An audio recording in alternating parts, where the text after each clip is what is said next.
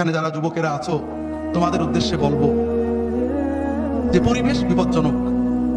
সারা বিশ্ব তোমাদের বিরুদ্ধে ষড়যন্ত্র করছে যেন তোমরা ইমান হারা হও, খাও দাও পার্টি হয়ে যাও, তোমাদের চেতনা না থাকে, যেন তোমরা তোমাদের দেশের অর্থনৈতিক আগ্রাসন মেনে নিতে পারো। তোমরা যদি কখনো ওদের দেশে যাও, ওদের মতো হয়ে যেতে পারো, তোমাদেরকে সহজেই ভুলিয়ে দেওয়া যায়, এই পর্যায়ে নেওয়ার জন্য ব্যাপক ষড়যন্ত্র।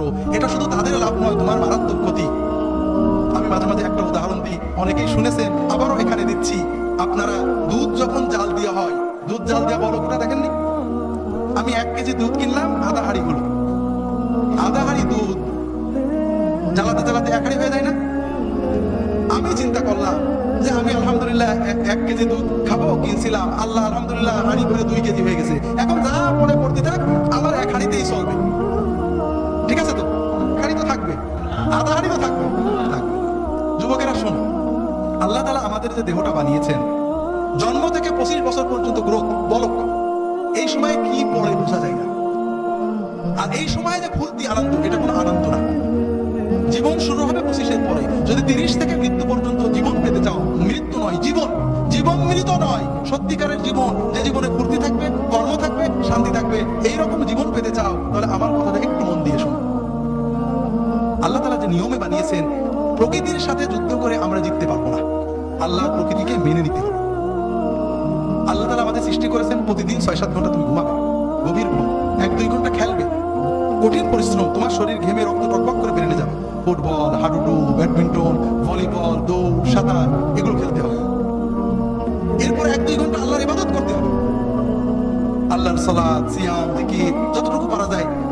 তাতে তোমার আত্মা সুস্থ হবে, তোমার মন পরিশুদ্ধ হবে, তোমার আত্মা, মন, দেহ সবকিছু প্রোডাক্টিভ হয়ে যাবে। এরপরে তুমি 4-5 ঘন্টা তোমার 25-এর পরের জন্য কর্ম বা শিক্ষা নেবে। এইভাবে যদি তুমি চলো, তাহলে তোমার জীবন গতিশীল হবে, তোমার জীবন ইনশাআল্লাহ মৃত্যু পর্যন্ত সচল থাকবে। কিন্তু তুমি এখন খেলাধুলো বন্ধ হয়ে গেছে, সারাদিন মোবাইল, ইলেকট্রনিক মিডিয়া, আর খাওয়া তো কি খাচ্ছি আমরা দেখছি। ইউরোপ আমেরিকার লোকেরা কিছু সুস্থ থাকে, ঠান্ডার কারণে ওরা দৌড়াতে হয়, পরিশ্রম করে, আমরা গরমের কারণে ওইটাও করি না। সারাদিন মোবাইল দেখছি, শুনছি, কানে ইয়ারফোন লাগিয়ে শুনছি, আমাদের কান চোখগুলো নষ্ট হচ্ছে। রাতে জেগে জেগে মোবাইল করছি, কথা বলছি, আমাদের ব্রেনটা ক্রেজি হয়ে যাচ্ছে, আমরা বুঝতে পারছি না, তবে আমাদের লেখাপড়া নষ্ট হচ্ছে। কিন্তু সবচেয়ে বড় ক্ষতি হলো অশ্লীলতা, ছবিতে অশ্লীলতা, গানে অশ্লীলতা, সিনেমায় অশ্লীলতা। এই যে কিছুদিন আগে কিং খান গান গিয়ে গেলেন, অশ্লীলতা আসছিল না?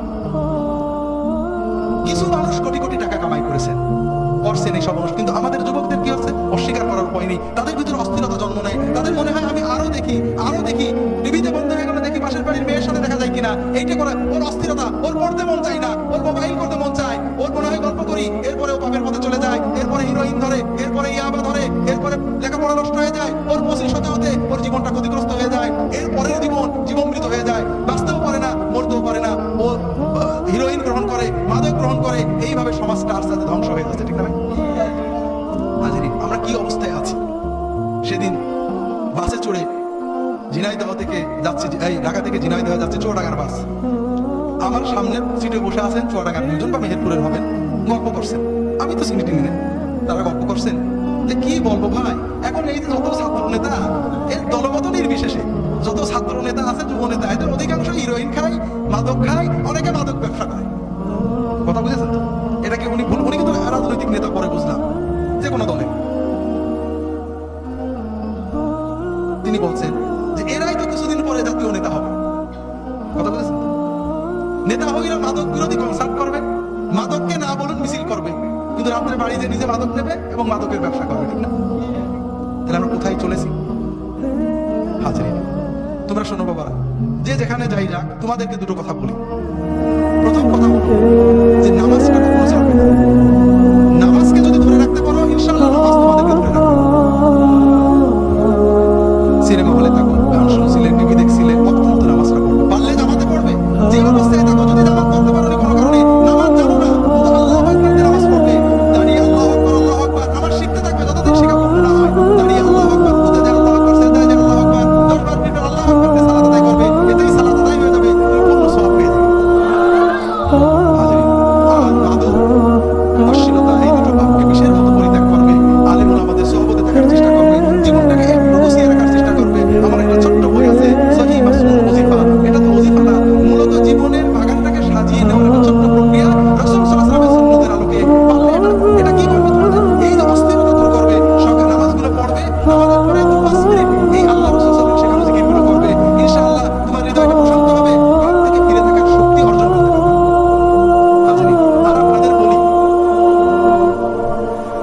ছেলে মেয়েদের ঈমান বাঁচানোর দায়িত্ব আমাদের সরকারের। কাদের? হ্যাঁ, অনেকেই বলে সরকার বুঝে ফেলেছেন, অনেকে আমার প্রশ্ন বুঝে ফেলেছেন। আমাদেরকে একটু সচেতন হতে হবে। আল্লাহ রাসূল সাল্লাল্লাহু আলাইহি ওয়াসাল্লাম আমাদেরকে দুটো বিষয় বলেছেন, মুরু আওলাদাকুম বিস-সালাতি ওয়া হুম আবনাউ সাব'আ ওয়াদরিবুহুম আলাইহা ওয়া হুম আবনাউ 'আশর ওয়া ফাররিকু বাইনাহুম ফিল মাদাজি'।